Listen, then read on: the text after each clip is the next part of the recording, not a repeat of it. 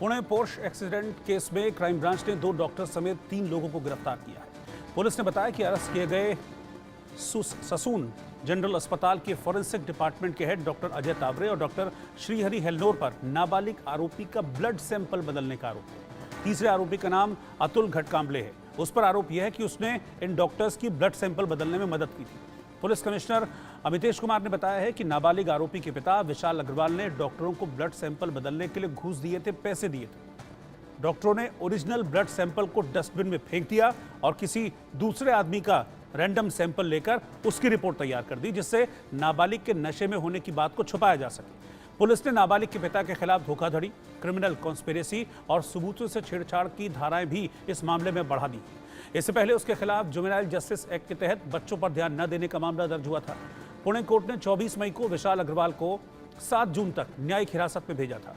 18-19 मई की रात 17 साल 8 महीने के आरोपी ने अपनी लग्जरी पोर्श कार से बाइक सवार 2 इंजीनियर्स को कुचल दिया था। हादसे में इन दोनों की मौत हो गई थी।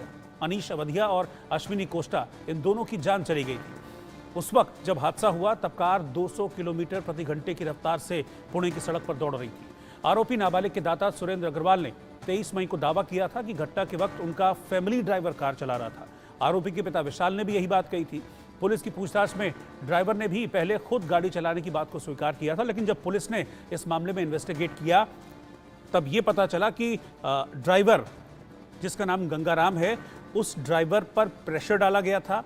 और ये भी पुलिस की इन्वेस्टिगेशन में बात सामने आई थी कि सुरेंद्र अग्रवाल, जो कि आरोपी नाबालिग के दादा हैं, उन्होंने डिटेन करके रखा था ड्राइवर को अपने घर पर 2 दिनों तक। उसको प्रेशराइज किया गया, उसको धमकाया गया कि इस मामले में अपना हाथ होने की बात कबूलो। ये कबूलो कि तुम उस वक्त ड्राइव कर रहे थे।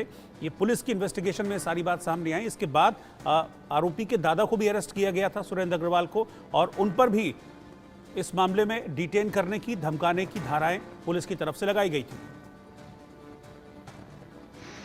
जो डॉक्टर हैं जिन्होंने सील करके ये रिपोर्ट फोरेंसिक को भेजी थी, उनको कल हमने डिटेन किया था।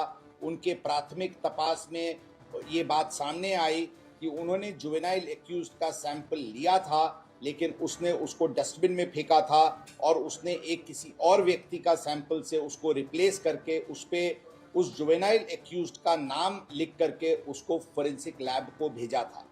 ये चीज़ उसने डॉक्टर अजय तावरे के ससून हॉस्पिटल के एचओडी फोरेंसिक मेडिसिन के हैं, उनके कहने पे और उनके द्वारा, और ये सब मिलके क्रिमिनल कॉन्स्पिरेसी करके ये कंडक्ट उनकी हुई थी। इसलिए कल ये क्रिमिनल कॉन्स्पिरेसी और सभी सेक्शंस जो मैंने बताया, इसके तहत दोनों डॉक्टर्स को अरेस्ट किया गया है।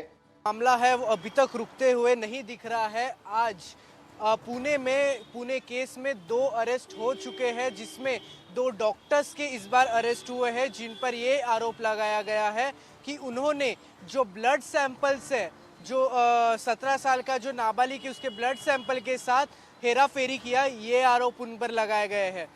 इस पर आज अमितेश कुमार ने बाकायदा प्रेस कॉन्फ्रेंस करके जानकारी दी है कि डॉक्टर अमित तावड़े, जिन्होंने जो एचओडी है फॉरेंसिक डिपार्टमेंट के, उन्होंने जो ब्लड सैंपल्स को हेराफेरी करने के आदेश दिए थे और जो ब्लड सैंपल से, जो आरोपी के ब्लड सैंपल से, उसे डॉक्टर ने डस्टबिन में फेंक दिए थे।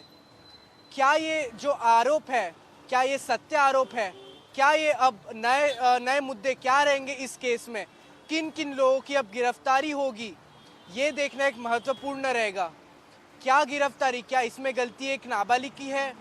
क्या एक गलती इसमें पिता की है? क्या गलती डॉक्टर की है? क्योंकि लगातार ऐसा देखने को मिल रहा है कि ये जो जांच है लगातार प्रभावित हो रही है। ऐसा भी कहा जा रहा है कि जो डॉक्टर्स हैं उन्हें जो पैसे दिए गए थे ये रिपोर्ट्स चेंज करने के लिए, ये भी कहा जा रहा है। कैमरा पर्सन अनिल शिंदे के साथ प्रथमेश।